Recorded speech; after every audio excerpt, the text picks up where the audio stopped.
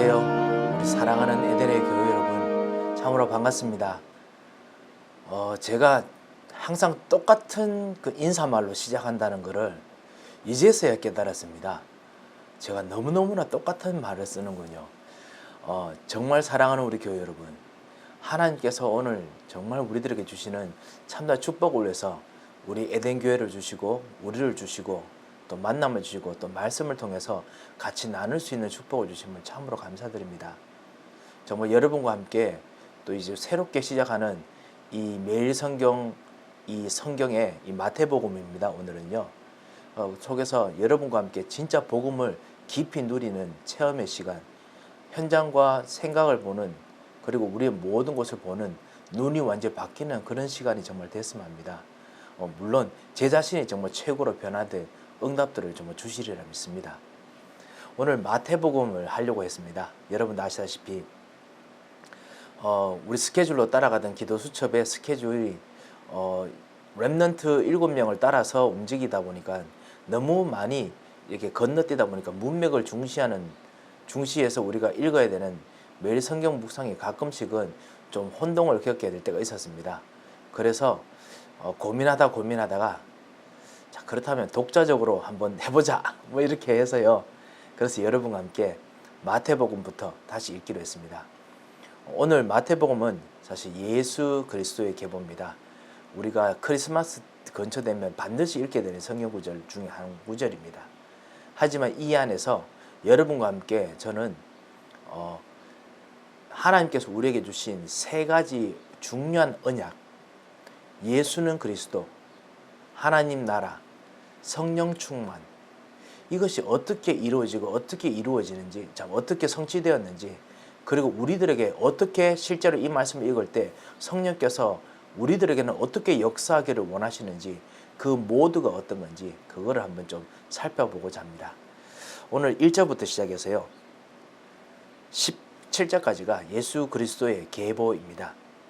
그리고 18절부터 마지막 절 25절까지가 예수님께서 태어나시기 전에 예수님의 마리아에게 예수님의 어머니 마리아에게 신현이 나타나는 그 구절입니다.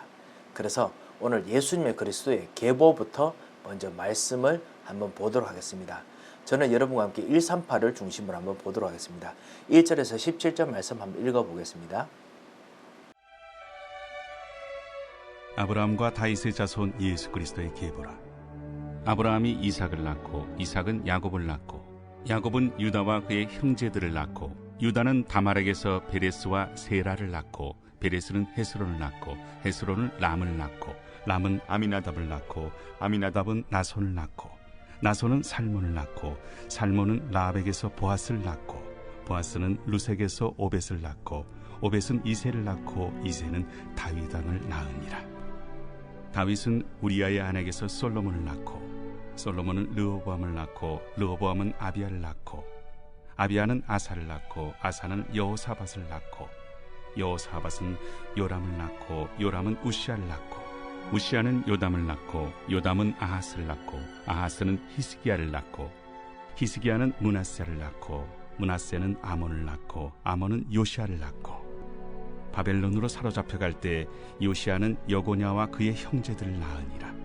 바벨론으로 사로잡혀간 후에 여고냐는 스알드엘을 낳고 스알드엘은 스룹바벨을 낳고 스룹바벨은 아비웃을 낳고 아비웃은 엘리야김을 낳고 엘리야김은 아소를 낳고 아소르는 사독을 낳고 사독은 아킴을 낳고 아킴은 엘리웃을 낳고 엘리웃은 엘르아사를 낳고 엘르아살은 mat단을 낳고 mat단은 야곱을 낳고 야곱은 마리아의 남편 요셉을 낳았으니 마리아에게서 그리스도라 칭하는 예수가 나시니라. 그런즉 모든 대수가 아브라함부터 다윗까지 14대요 다윗부터 바벨론으로 사로잡혀갈 때까지 14대요 바벨론으로 사로잡혀간 후부터 그리스도까지 14대더라. 오늘 이 1절 말씀에 아브람과 다윗의 자손 예수 그리스도의 계보라 라고 했죠. 아브람부터 시작합니다. 이스라엘 백성들의 조상이죠. 그래서 대부분 이 성경을 읽는 사람들이 대부분 유대인들이었습니다. 마태가 사실 그 사람들을 위해서 편지를 썼거든요. 이 유대인들에게 우리의 조상인 사람, 우리 조상에 있는 그 조상에 예수 그리스도가 들어와 계시구나. 마치 이것은 우리 집안에 예수 그리스도가 우리 집안에 들어오시는구나 라는 것 똑같습니다. 그렇게 진짜 발견하게 하려고 성경이 기록됐습니다. 그래서 제일 중요한 아브라함과 다윗의 자손이라고 했지요. 그 다윗의 왕조, 하나님께서 쓰시는 참다운 기름 부은 자의 왕조지요. 그 집안에 있는 예수 그리스도. 그래서 모든 유대인들의 참 왕, 참 제사장, 참 선지자다라는 의미죠. 그래서 예수 그리스도라고 구체적으로 밝혔습니다. 예수, 보통 그 당시에 그 많이 쓰는 이름이기도 합니다. 여호수아의 그 헬라식 이름이죠. 예수, 그리고 그리스도, 기름 부음 받은 자, 왕, 제사장, 선지자인데요. 사실은 구약시대 때 거의 왕이기도 하고요. 왕 같은 선지자였고요. 그러니까 왕족의 흐름 속에 있는 선지자들 많았고, 제사장들도 진짜 예전부터 아론 지파를 통해 가지고 진짜 구별돼가 쓰이는 지파들도 있는 제사장들도 많았습니다. 그래서 왕 같은 제사장, 왕 같은 선지자, 그 기름 부음 받았다는 의미입니다. 그 그리스도, 그 안에 그리스도께서 계시고 그리스도께서 사실 하나님이셨다. 우리 가문에 들어오셨다. 우리 집안에 들어오셨다는 뜻입니다. 여러분 안에 있는 복음도 똑같습니다. 여러분 집안에 예수 그리스도가 들어오셨습니다. 예수 그리스도가 여러분 집안의 주인이시고 예수 그리스도께서 집안의 참다운 왕이십니다.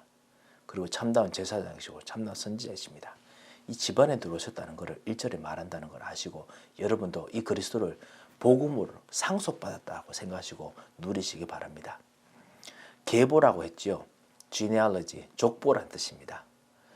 유대인들은 아주 그 흔한 이름이죠. 흔하게 볼 수 있는 말입니다. 왜냐하면 집안에 다 있고요. 그리고 창세기 1장부터 족보라는 이야기가 많이 나옵니다. 그들의 족보는 내력은 이러하니라. 이것이 누구의 계보니라. 뭐 이렇게 하면서 창세기에 엄청 많이 적어놨거든요. 그거하고 똑같이 느끼도록 하기 위해서 그렇게 사실은 했었습니다. 하나님께서 그렇게 말씀 주신 거죠. 옛날에 구약시대 때는 그 구약으로 끝난 것이 아니라 예수 그리스도께서 구약에 있는 모든 그 집안의 흐름을 완성하려고 오셨다라는 겁니다. 여러분의 집안의 흐름도 완성하러 예수 그리스도께서 오셨습니다. 2절에서 6절까지 14대가 나옵니다. 아브라함부터 시작해서요. 2세까지 나옵니다. 왜 14대느냐? 사실 여기서 14대인데 사실 완전히 모든 사람들이 다 있지 않습니다. 베레스부터 시작해서 아비나답까지 4세대가 약 450년이거든요. 그리고 나손부터 시작해서 그 4절에 나손부터 시작해서 그 다윗까지 한 400년 정도 세대 있습니다. 그런데요, 이 사람들이 한 14대 정도 됩니다. 되는데 그 이후부터는 14대가 안 됩니다. 14대 이상입니다. 근데도 보고 일부러 14대를 맞춥니다. 왜냐하면 다윗이란 단어 때문에 그렇습니다. 이세는 다윗 왕을 낳으니라 라고 이야기하죠. 다윗이라는 단어가 히브리어로 히브리어는 자음만 씁니다. 자음이 또 숫자로도 쓰이거든요. 자음에 있는 숫자를 합치면은 14가 됩니다. 그래서 여러분 우리들도 그 조선시대 왕들 이름 국사 시간에 외우게 하거든요. 세정, 세제, 문단세 맞나요? 제가 갑자기 생각이 안 납니다. 그렇게 왕들 이름 외우게 하거든요. 근데 이 히브리 사람들도 그 유대인들도 자기들의 왕들의 이름을 외우도록 하는데 외우기 쉽게 하기 위해서 이렇게 14왕들로 14대로 이렇게 좀 간추린 것으로 그렇게 보고 있습니다. 그리고 여기에 재밌는 점이 3절에는 다말이라는 사람이죠. 그리고 또 5절에 라합 나오지요. 그리고 룻 나오고요. 그 이후에 또 2세 그 우리아의 아내 그 나오고요. 그리고 예수 그리스도의 어머니 마리아 나오지요. 여자가 5명 나옵니다. 아주 보기 드문 그 예 중에 하나입니다. 왜냐하면 대부분 이 계보는 남자를 따라서 갔는데도 불구하고 언약 속에 들어올 때 여자들도 포함됐다라는 걸 말하고 싶었고요. 두 번째는 언약을 붙잡으면은 정말 밖에 있는 사람들도 진짜 왕제장 선지자의 그 언약의 상속자로 들어올 수 있다라는 의미를 가지고 있습니다. 아시다시피 여기 있는 이 모든 여자들이 또 있을 때 흠이 있어 보이는 듯한 그런 진짜 출신이었습니다. 라합과 룻 이방인이었습니다. 언약의 유산을 왕제장 선지자의 유산을 받을 만한 자격이 없는 그룹입니다. 그리고 다말과 라합, 바세바, 평판이 의심스러운 여자이기도 합니다. 이렇게 여자, 가늠한 자, 장녀, 그렇지만 또 영웅, 이방인, 남자 모두 상관없이 언약을 붙잡으면 언약 안에서 언약의 상속자로 언약 안에 있는 그 가족 안으로 같이 들어와서 언약을 전달받고 언약을 전달하게 된다. 언약을 누리게 된다라는 이야기를 하게 됩니다. 여기서 한 가지 또 여러분과 좀 더 보게 될 수 있는 것이 있습니다. 뭐냐면요. 이스라엘 백성들이 이 족보를 읽을 때마다 항상 창세기 있던 세 가지 스팀을 항상 생각합니다. 세 가지 스팀이 있지요. 뭐냐면 아브라함부터 주었던 약속입니다. 복, 다스림의 축복입니다. 왕의 축복이죠. 그리고 자손, 이 백성에 대한 축복입니다. 바다의 모래과 같이 많게 하겠다라는 축복이죠. 그리고 땅 끝까지 하나님께서 정말 축복하고 번성하겠다. 이 증인이 될 축복이죠. 이 축복을 이스라엘 백성들이 이 유대인들이 읽을 때마다 생각 안 할 수 없습니다. 이게 언약의 상속이거든요. 이 언약의 상속을 이 사람들도 다말 이런 사람들도 받았기 때문에 너희들도 받았다. 모든 사람들이 받았다라는 이야기를 지금 하고 있는 것입니다. 예, 그렇습니다. 우리도 똑같은 유대인에게 줬던 모든 약속들을 언약의 약속을 똑같이 상속받았습니다. 우리가 바로 이 언약의 계보 안에 들어오게 됐습니다. 지금은 우리들에게 이 언약의 계보가 138 예수 그리스도 왕 지금 우리 안에 들어오셔서 우리를 인도하시고 왕 제사장 선지자의 힘을 우리에게 날마다 주시는 분이시죠. 그리고 하나님 나라 가는 곳마다 하나님 나라가 이루어지게 합니다. 그리고 성령 충만은 땅끝까지 정의되도록 하나님께서 지금 역사하십니다. 그래서 이 똑같은 일들이 지금도 반복됩니다. 자, 7절부터는 다윗부터 시작해서 6절 후반이죠. 6절 후반부터 시작해서 다윗부터 시작해서 다시 14대에 나옵니다. 바벨론 잡혀가기 전까지입니다. 여기에 더 좋은 왕들이 되게 많은데 여기 나쁜 왕들도 꽤 많이 나옵니다. 아사 이런 왕 별로 안 좋은 왕이거든요. 르호보암 악한 왕들이었습니다. 좋은 왕, 나쁜 왕, 좋은 왕, 악한 왕 계속 그런 식으로 계속 성경이 지금 이야기를 합니다. 그렇게 해서 14대 왕을 이야기를 합니다. 그 외에 정말 많습니다. 많지만 일부러 그렇게 합니다. 그리고 바벨론으로 사로잡혀가고 난 후에 그때가 이제 스룹바벨이 바벨론 잡혀가서 이스라엘로 돌아온 처음 예루살렘으로 돌아온 첫 번째 그룹 사람들 대표인데요. 그렇게 이제 본격적으로 맞추어서 14명을 이야기합니다. 아까 말씀드렸듯이 모든 후대들이 제대로 이해하기 쉽게 하기 위해서 그래서 언약의 후손이다. 왕제장 선지자의 후손이다. 그리고 또 그 안에 우리도 편입되었다라는 의미로 지금 말합니다. 그리고 우리들에게는 이 언약의 축복이 138의 언약이 예전에 아브라함부터 주었던 그 복 그리고 그 백성 그리고 땅 이 축복이 지금 우리들에게 똑같이 상속되었다라는 걸 지금 이야기하고 있습니다. 이 축복을 꼭 발견하시고 꼭 기도하시기 바랍니다. 자, 18절부터 시작해서요. 마지막 25절 말씀까지 예수 그리스도의 나심에 대해서 이제 이야기하는 부분을 마리아를 통해서 만난 부분을 읽어보도록 하겠습니다. 예수 그리스도의 나심은 이러하니라. 그의 어머니 마리아가 요셉과 약혼하고 동거하기 전에 성령으로 잉태된 것이 나타났더니 그의 남편 요셉은 의로운 사람이라 그를 드러내지 아니하고 가만히 끊고자 하여 이 일을 생각할 때에 주의 사자가 현몽하여 이르되 다윗의 자손 요셉아, 내 아내 마리아 데려오기를 무서워하지 말라. 그에게 잉태된 자는 성령으로 된 것이라. 아들을 낳으리니 이름을 예수라 하라. 이는 그가 자기 백성을 그들의 죄에서 구원할 자이심이라. 이 모든 일이 된 것은 주께서 선지자로 하신 말씀을 이루려 하심이니 이르시되 보라, 처녀가 잉태하여 아들을 낳을 것이요 그의 이름은 임마누엘이라 하리라. 이를 번역한즉 하나님이 우리와 함께 계시다 함이라.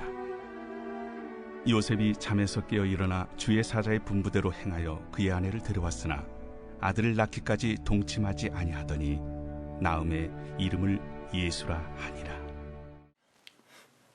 자, 18절 말씀 보면요, 예수 그리스도께서 나신 것에 대해서 설명을 하는데요. 그의 어머니 마리아가 요셉과 약혼하고 동거하기 전에 구약시대 때 이 이스라엘에게는, 유대인들에게는 두 가지 그 결혼이 있죠. 우리 한국과 비슷하지요.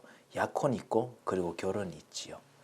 그 약혼을 하고 난 후에 동거하기 전에, 결혼 완전히 하기 전에 성령으로 잉태된 것이 나타났다 했습니다. 하나님 성령께서 잉태하게 하셨습니다. 나타났는데요. 그렇지만 이것을 어떻게 할 수가 없지요. 성령께서 그렇게 하셨기 때문에 인간의 힘의 능력으로는 불가능한 일입니다. 그 일들이 일어났습니다. 남편 요셉은 의로운 사람이라 그를 드러내지 아니하고 가만히 끊고자 하여, 요셉은 그래도 정말 의롭기 때문에 분명히 이것을 사실은 그 요셉 율법에 의하면, 그리고 그 당시에도 결혼 중에 그 성적인 그 행위를 하는 것은 완전히 죄이기 때문에 돌로 쳐 죽이는 것으로 간주되었습니다. 부정한 것으로 간주되었습니다. 이 언약하고 관련된 것이라서요. 그 언약적인 것이 깨졌다라고 생각하고 그렇게 간주하기로 했었습니다. 한데 그래도 이 마리아를 불쌍히 여기는 마음이 분명히 있었기 때문에, 그래서 가만히 끊고자, 가만히 이제 이혼을 하려고 했습니다. 이혼하려면 공식적인 문서를 가지고 해야 되는데, 그러면 반드시 돌로 쳐 죽거든요. 그렇게 하려고 했습니다. 그때 이 일을 생각할 때 원래 신약 성경에는 보라라는 단어가 들어가 있습니다. 그런데 한번 보라. 이 일을 생각하고 있는데, 그렇습니다. 생각할 때 하나님께서 정확한 언약을 붙잡게 만드십니다. 여러분 현장 속에서 정말 고민되고 힘든 거 있지 않습니까? 생각하고 있을 때, 그때 분명히 말씀을, 언약을 붙잡는 생각하면 하나님께서 정확한 언약을 주십니다. 주의 사자가 현명하여 이르되, 꿈속에서 이제 나타나십니다. 그래서 말씀하십니다. 다윗의 자손 요셉아. 요셉이기도 한데 다윗의 자손입니다. 하나님께서 정말 주셨던 그 언약의 그 복, 그리고 민족, 그리고 땅, 이 축복과 언약을 상속받은 요셉아, 내 아내 마리아, 벌써 결혼하지도 않았지만은 아내로 벌써 하나님께서 간주하셨고, 그리고 본인도 그 모든 그 문화적 상황 속에서도 아내로 간주했기 때문에 아내 마리아를 데려오기를 무서워하지 말라. 그에게 잉태한 자는 성령으로 된 것이다. 불가능한 것이 가능한 것으로 된 것이다. 라고 하나님께서 말씀을 주십니다. 그리고 아들을 낳을 것인데 이름을 예수라 하라. 예수라는 이름을 그 당시에 흔한 이름이라고 했었죠. 왜냐하면요, 그 당시 이 예수라는 이름을 통해서 이 이스라엘 백성들이 지금 여전히 압제 속에 있지 않습니까? 로마 제국의 압제 속에 있습니다. 그 로마 제국의 압제 속에서 구원할 메시아를 정말 통해서 구원 베푸실 것에 대한 소망을 이름에 넣었습니다. 그래서 구원을 주시기를 기다리면서, 그래서 예수라고 이름을 지었는데요. 이름을 예수라 하라. 하지만은 그 예수라는 정도가, 그 예수라는 이름을 그런 의미로 쓰지 말라라고 이야기합니다. 새로 이름을 만들지요. 이번에 우리 같이 말씀을 보지 않습니까? 하나님께서는 재창조하시고 새롭게 역사 현장에 새로운 이름을 주십니다. 똑같은 의미지만요. 그 이름은 무엇이냐? 이는 그가 자기 백성을 그의 죄들에서 구원할 자임이라 라고 했습니다. 죄에서 구원한다. 원죄에서 죄 때문에 있었던 모든 상황을 완전히 구원한다라는 의미였습니다. 압제 정도가 아니었습니다. 압제의 더 근본적인 것을 완전히 끄집어내준다라는 의미였습니다. 그렇게 예수님의 이름을 다시 한번 제대로 정의를 해주었습니다. 이것을 요셉이 붙잡았습니다. 올바른 언약을 붙잡았죠. 그리고 이것은 선지자로 한 말씀을 이루려 하심이니 구약에 있는 이제 그 말씀을 언급합니다. 아시다시피 신약 성경에서부터 이제 구약에 있는 말씀이 성취되었다라는 이야기를 정말 많이 합니다. 성취된 부분의 이야기를 하는데요. 한 3가지 이유 때문에 합니다. 첫 번째는요. 직접적인 그 성취, 예언이 성취된 부분이 있습니다. 그때 직접 이 마태가 성경을 인용했었고요. 그리고 신약 성경에서 그 이런 이유뿐만 아니라 구약 성부가 그 구약에 있는 그 성경이 의도한 완전한 그 안에 있는 의미가 성취될 때도 그 성취되었다라고 이야기했었고요. 그리고 가끔씩은요. 이스라엘 역사에 그 유비적 비유적으로 사용되는 그 상황을 통해서 그걸 모형론이라고 부릅니다. 예수 그리스도의 모형이라고 부르는데요. 예를 들면 성전, 성막 이런 게 모형론이거든요. 그거 통해 가지고 안에 있는 그리스도께서 하신 일들을 직접 이렇게 드러내주게 하는 유비적 모형론적인 건데요.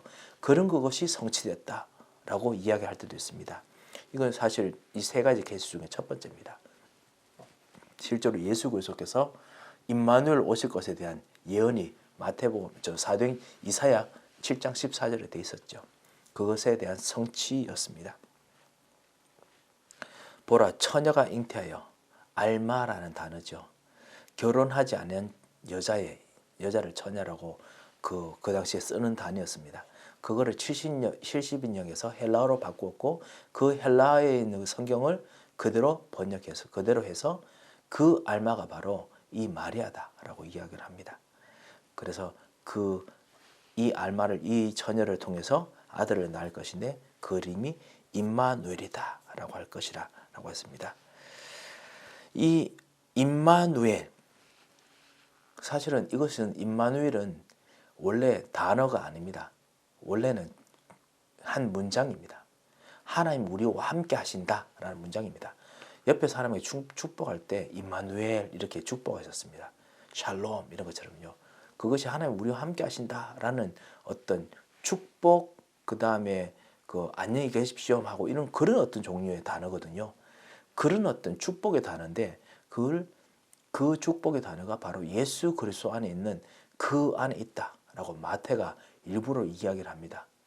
이제 이 처녀가 잉태 아들을 낳은 정도가 아니고 하나님 우리와 같이 계신다라는 뜻이 우리들에게 같이 있고 그것이 예수 그리스도의 나심 속에 있는 것이다. 의미다라고 이야기합니다. 그래서 임마누엘을 새로운 이름을 줍니다. 예수님이 태어나신 것은 새로운 이름을 줍니다. 재창조지요. 이것이 우리의 현장이 이루어진 재창조에 대한 것을 구체적으로 하게 합니다. 마태복음 1장이 나오고요. 그리고 마태복음 28장 20절 제일 끝에 또 나옵니다. 내가 세상 끝날까지 너희와 항상 함께 있으리라. 예수님께서 임마누엘 하십니다. 마태복음 처음부터 끝까지가 임마누엘입니다. 그래서 이제 구약에 있는 예언 성취 그리고 이분이 바로 우리의 언약의 조상 138을 성취시키시는 분 이런 어떤 구성으로 마태복음이 되어 있습니다. 그래서 이 이름 임마누엘이라 라고 이야기를 하고 그래서 이분이 어떻게 임마누엘로 역사하시는지를 이제 2장부터 이제 말씀되기 시작합니다. 그래서 요셉이 잠이 일어나 아내를 데려오고 난 후에 아들 낳기까지 동침하지 않고 예수님이 나게 했습니다. 말씀이 성취되게 했습니다. 여러분 임마누엘의 축복이 여러분에게 오늘 하루 있으시기 바랍니다. 그리고 여러분에게 새롭게 이름을 지으시는 여러분의 현장이 꼭 성취되시기 바랍니다. 성령 통해서 여러분에게 지혜로 그리고 치유하는 능력으로 그리고 237을 살리는 힘으로 응답하실 것입니다. 오늘 하루도 새 은혜를 입으시기를 정말 주님 이름으로 축원드립니다. 한번 기도하겠습니다. 하나님 아버지 은혜를 감사합니다. 진정한 임마누엘의 축복을 누리는 오늘 하루가 되게 하여 주옵소서. 언약의 상속자가 되도록 우리를 부르셨사오니 그 안에서는 축복을 누리도록 인도하여 주옵소서. 살아계신 주 예수 그리스도의 이름으로 기도합니다.